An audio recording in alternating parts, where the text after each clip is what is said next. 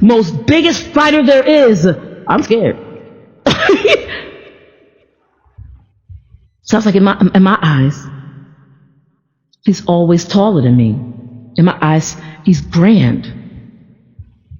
Christine said, no, he's a medium. I said, medium? She said, no, medium. I said, okay, you sure not medium? Medium. Should I get a 2X just be safe?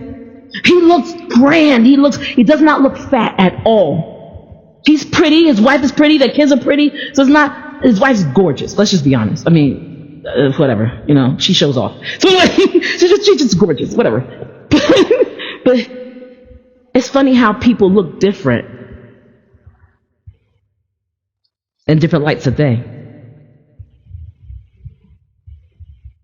I see him on Facebook every day, right? And I see him in church. And when he preaches the word, he preaches it strong and hard. He got his word game together. And I know if I'm found out of line, he don't mind putting you right back in line, so.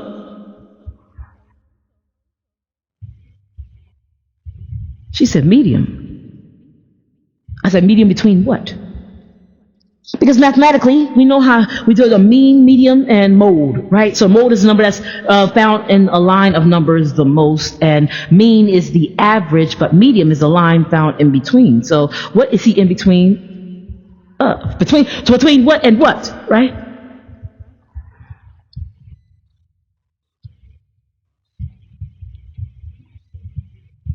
I saw this really cool Christian t-shirt, and I want to get it for him. I said, medium? Maybe.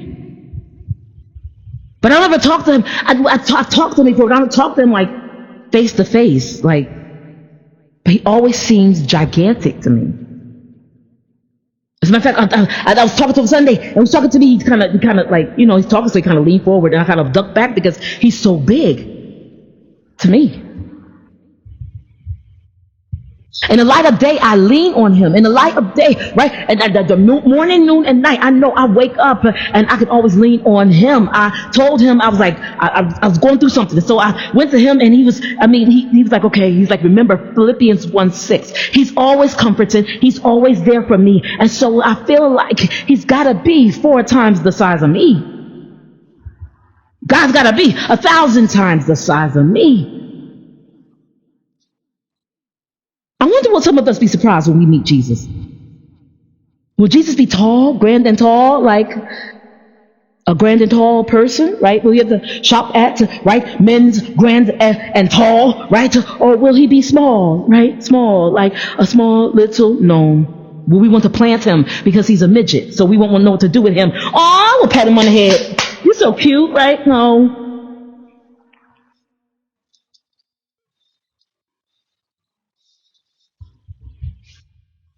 She's like, Jamie, he's a medium. It's like a punch you in the face. No, don't say no about my pastor. But she was helping me. She's helping me shop. I need somebody to help me shop, because I thought the man was like 7X. Just sitting there. And he would get it and be like, what is this? It's a nightgown? Okay. But Jamie, men don't wear nightgowns. It's a t-shirt. Men don't wear nightgowns. Why'd you give me a nightgown? Men don't wear nightgowns. It's an 8X. What are you thinking?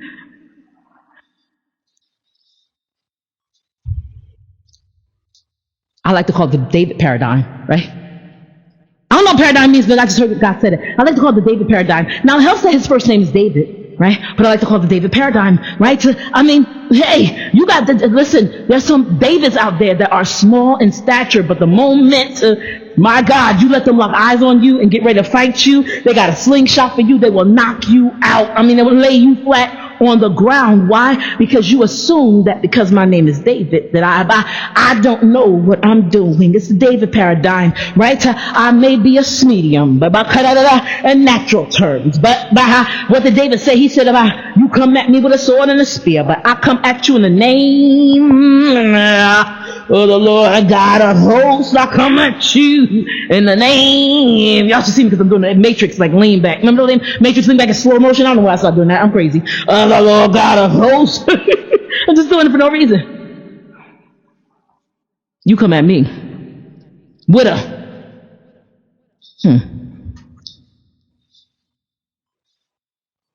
You know what happens also when you fight David? Anybody out there is named David? Raise your hand right now. Because the worship leader in my church is named David. And him, he's like 3 inches taller than me. I looked. I think it's all hair, but still. He stood next to me one time. I was like, 1, 2, 3, good. I don't feel like a monster standing next to you. It's like, can be standing next to monsters. Or I can't be a monster standing next to regular people. Because if people looking at me like, oh, why is he talking to Jamie? She a monster. It'll make me look bigger than I already am. So we got a couple Davids. Hegidians used to scare me so bad because he looked like always stinking. And he walked up to me, hi Jamie, and smiled so big. He's always so happy. And I'm like, whatever. I know you think about something. I say do stuff to mess with him now. I knew you think about something. He runs a prayer call too. Nicest man ever. Don't get on his wrong side. I'm just telling you, I saw it in the spirit. Don't get on his wrong side. Them Davids, they're spicy. Even when it's not hot. They just spicy for no reason. Spicy. But what happens with a David, right? I've known this. I've known a lot of Davids. What happens with a David is the beautiful thing for the David themselves is that we get confused. We get up and start minding other people's business. Right? Oh, we gotta fight David next month? Okay, whatever. I want to be ready. I can sleep through that. Because they short. And they small. And so you think, oh, the cute David. Nice David. So you pat him on the head. I wouldn't do that to my pastor if I were you. I wouldn't do that to any of them. They're scary. They're all scary. So I wouldn't do that. So I would suggest that. Pat them on the head. I wouldn't suggest that. I would not suggest that. I wouldn't suggest that. My heart just skipped a beat. It did. It hurt just now. What happens with the David is that we get like Goliath. Right? Because he said, don't you look at him? Haven't you looked at him? I was like, yes. And when I look at him, I see somebody different. I know. Because I'm looking at him from a different perspective. I'm always, no matter where he is, I'm always looking up to him. Always. Always. He could be sitting right across from me. I'm looking up to him.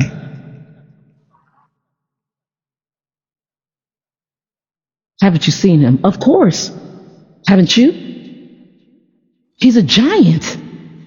If I buy him, I don't even know if they're going to make a t-shirt for him. If I buy him a t-shirt, I'm going to buy 7 t-shirts, and you will have to crock cut, and y'all got to sew, and sew them together, because we got to combine 7X t-shirts, 7Xs, because, 7 times 7, 49, that's how many times we're supposed to give people. We're supposed to sew all them t-shirts together, and then it can fit him as a t-shirt.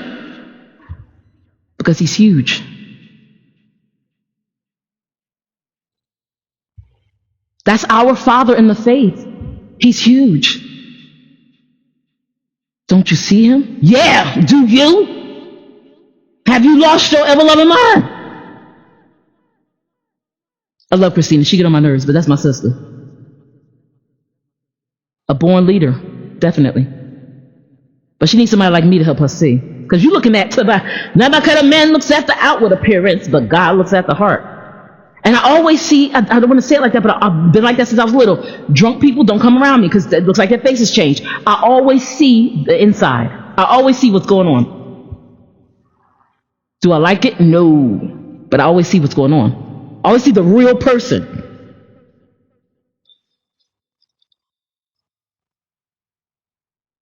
Don't you see him? Don't you? Matter of fact, you missed the conversation I had with him on Tuesday. I went to bed scared. I said something, I thought he was going to knock me out. No, he's not like that. He's my BFF. But I always feel safe when I'm talking to him. Always feel safe. If I tell him something, or if I talk to him, the conversation that I had with him yesterday, I told him, and he said, remember Philippians 1:6. And that has me for the last 2 days. I'm like riding it. I feel safe. I feel so totally safe.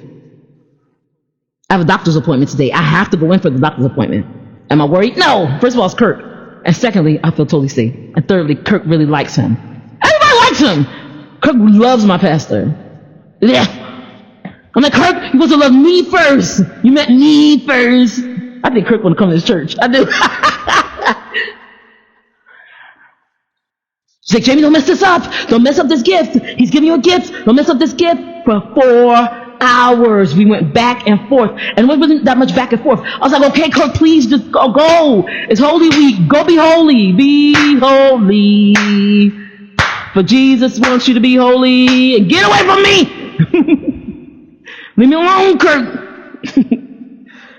Okay, I just want to make sure, Jamie, because I'm afraid you're going to mess this gift up that he's giving you. Stop. Kirk, I'll mess you up. You say it one more time. You say it one more again.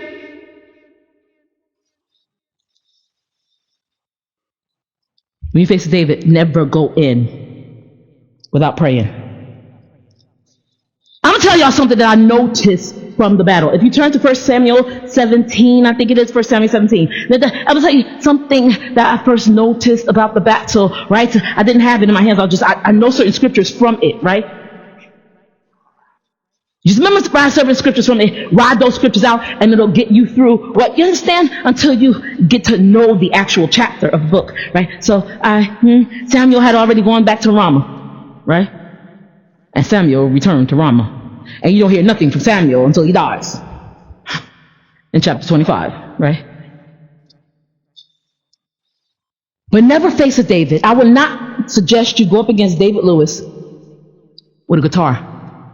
He will murder you. I'm going to be honest with you. I think he hugs his guitar at night and sleep with it with his thumb in his mouth. I'm giving an instrument. I'm giving an image of somebody sleeping when I say with a thumb in the mouth. But just comfortable, real comfortable. I think he goes sleep with his guitar like that. I think he knows his guitar that well. Like if he plays his guitar in his sleep, he'll be playing songs. I'm serious. Don't go up against Pastor Hadigians. Whoo!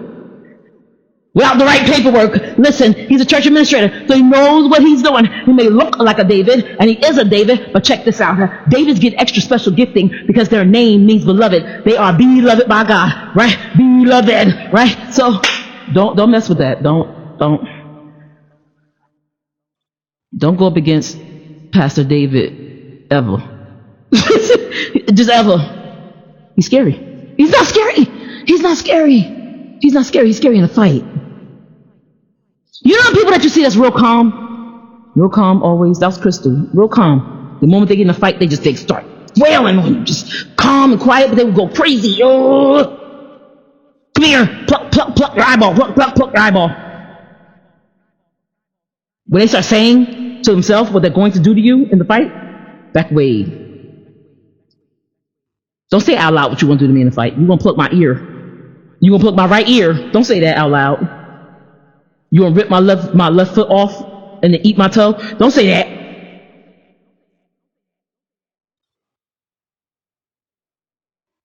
Here's the problem. First of all, David was beloved by God, okay? And then secondly, what did Goliath do? Goliath obviously did not prepare before the battle, right? Because he obviously he was going back and forth, just like Satan. I'm then going back and forth in the earth, to and fro, seeking whom I may devour. Goliath was seeking whom he may devour from God's people, right? Just like Satan seeks whom he may devour from God's people. Goliath went back and forth. Why? Because he got up every morning, came to the top of the mountain, and shouted out to them, seeking whom he might devour, seeking somebody to devour. But he's saying, the person that's to come up and fight me, he was seeking somebody to devour. I'm seeking somebody to devour so I can take over your camp and run everything. I want to be the king of Israel, and God ain't going to be dethroned by nobody. I want to be the king of Israel, is what Goliath was saying, right? It's what Goliath was saying, right? So Goliath was stepping into a satanic mode. And here's the thing, right? We talked about it. Pride, anxiety, and insecurity, right? Those are the demonic That's the demonic trilogy, and it will kill you every time. Why do I say Goliath was stepping to satanic mode? Because he walked in all three of them. He ended up walking, right, in anxiety, right, which produced insecurity, right? But we'll talk about that after we talk about the pride. The pride, how do you walk in pride? Because he was getting up there telling him, listen, come on, send out a man. And then when David actually came out to fight him, he said, what you send is dead dog, right? So we see him still walking in the pride. Here's where he really messed up. He looked at David's size. Here you go, Christina. He looked at David's size and he assumed that David did not have anything to fight him with.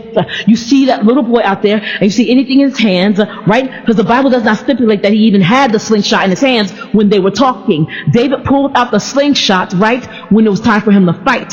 First of all, when you got an arsenal, do not show your weapons. You ain't supposed to show your weapons to the enemy, right? You're supposed to let them be shaken, right? Because here's the thing, Goliath was knocked off his feet. Sometimes your enemy gets shaken because of the fact that they see weapons in your hand that are very advanced, right? But then when David pulled out slingshot, it got Goliath so mad because he said, and it wasn't a slingshot, it was actually a rag. The Bible says a rag. They didn't have slingshots back then, like the little, you pull back and then throw they had those. So it was a rag and a rock, right? So when Goliath saw him pull out a rag, Goliath became inflamed with anger, because first he was mad that a little boy was out there to fight him, but in his pride, right, went even further into the dumps because then he saw that David had a rag in his hand. You gonna come at me with a rag in your hand and a rock, right? You put a rag and a rock in his hand and start flinging it around. Goliath became inflamed, and what did that do?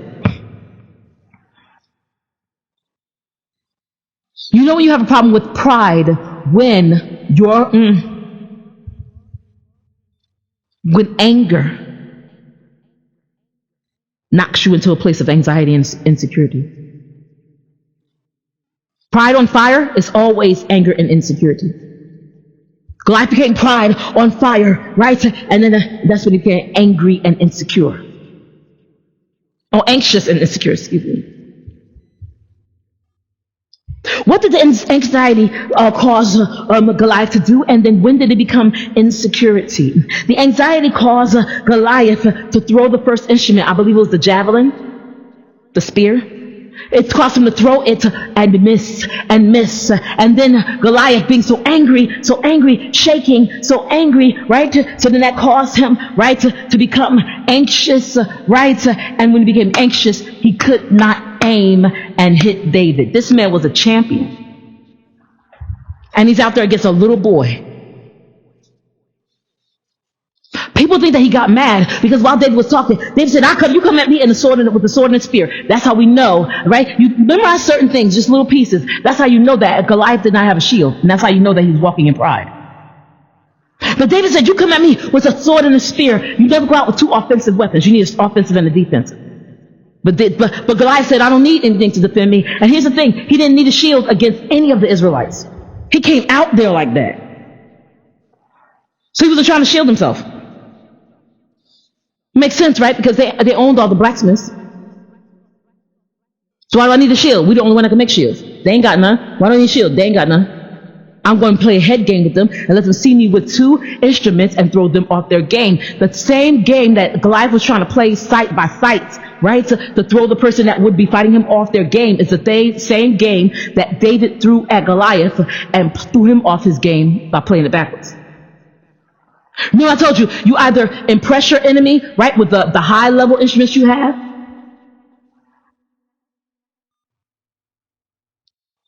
or you depress them.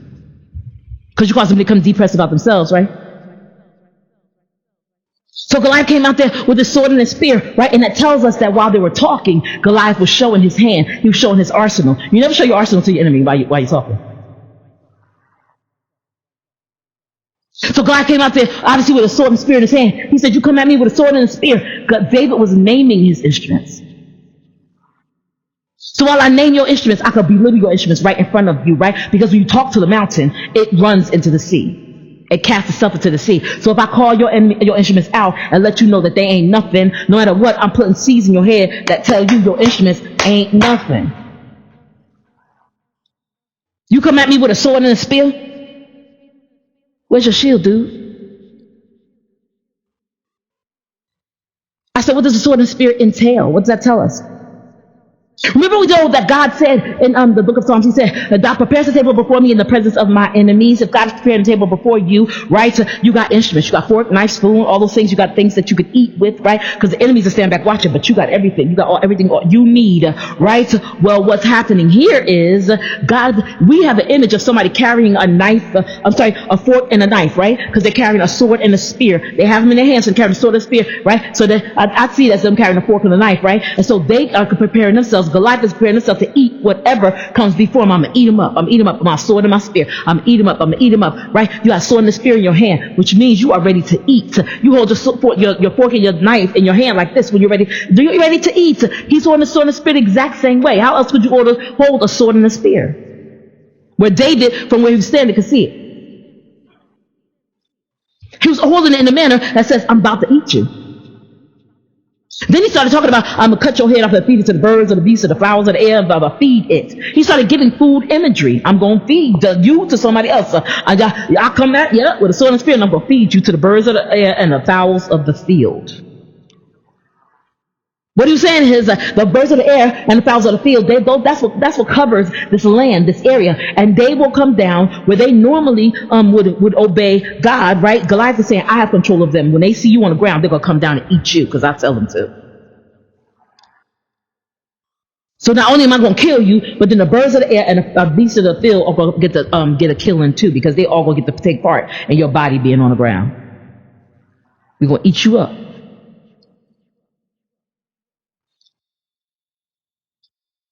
And the problem is, this is why I keep telling people, speak to the mountain and watch it be removed. The problem is, you can't speak to your mountain and watch it be removed because of the fact that you have not practiced.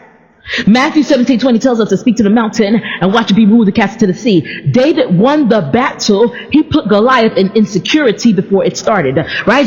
He put Goliath in, Goliath came out in pride. Sword and spear. And they're talking a whole bunch of jazz. Then he put Goliath in insecurity.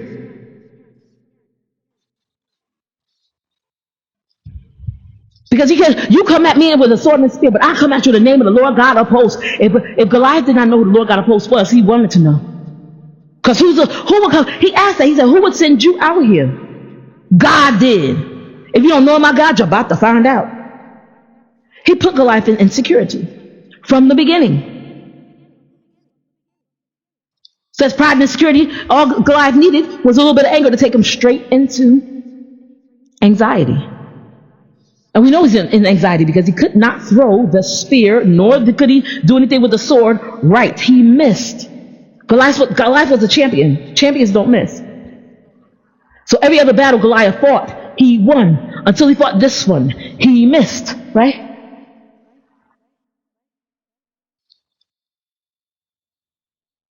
And how we put him in insecurity is because of the fact that David was talking. He said, I come at you in the name of the Lord God of hosts. And Goliath jumps up and says, enough. Because he got tired of listening to it. Enough. I'm ready to fight. Let's do this. Enough. Your words are scaring me. You fight the battle with words first. You fight the battle with words. And then you pull out instruments.